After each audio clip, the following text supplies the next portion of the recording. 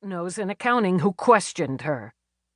Then she laid her head on the desk, closed her glassy eyes a moment. "No more numbers," she muttered. "In the name of humanity, no more numbers." She sat up, rubbed her hands over her angular face, then back through her choppy crop of brown hair. Rising, she walked to her auto chef because she damn well deserved another hit of coffee.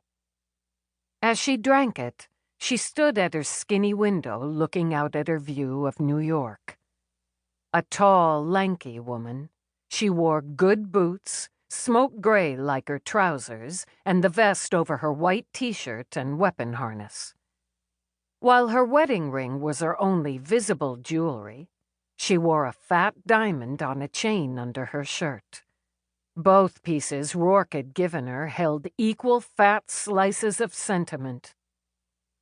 She watched the air trams wind through a blue sky. The weather gods offered the city a perfect day in May, sunny and 70s. The poor bastards heading to their cubes inside one of the steel towers might not drink in much of it, but it was still there. And since she'd survived death by expense report, she could appreciate it. A good day, she thought, and tugged her window open a couple of inches. With the kicky little breeze flowing in, she went back to her desk to see what else had piled up since her last shift. Her communicator signaled. She saw dispatch on the readout. Dallas. Dispatch, Dallas, Lieutenant Eve. Possible homicide. See the officers. As she listened to the particulars, she grabbed her jacket off the back of her desk chair and headed out to the bullpen to get her partner. Somebody hadn't had such a perfect day in May. Acknowledged.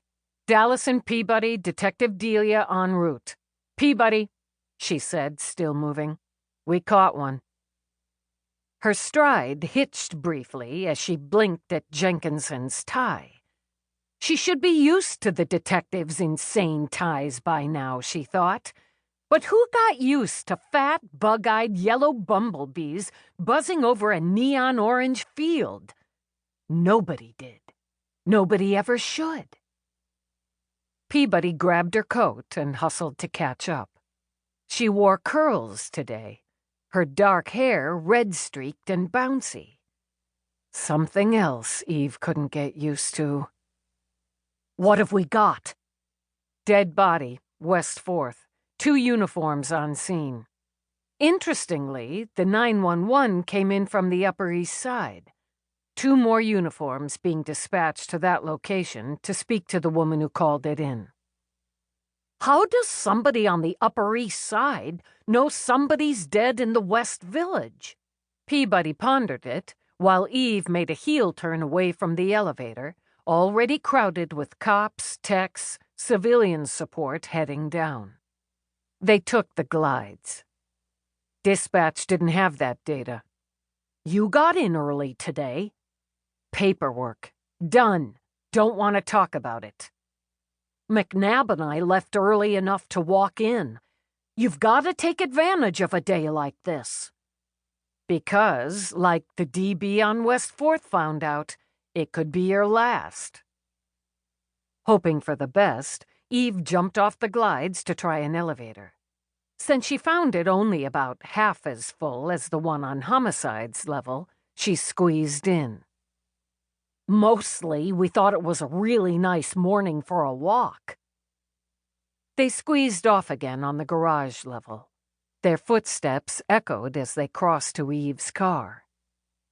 We walk a lot when we're in the field, Peabody continued as they got in the car. But it's not the same as, sort of strolling along New York in the spring. I mean, it's just mag.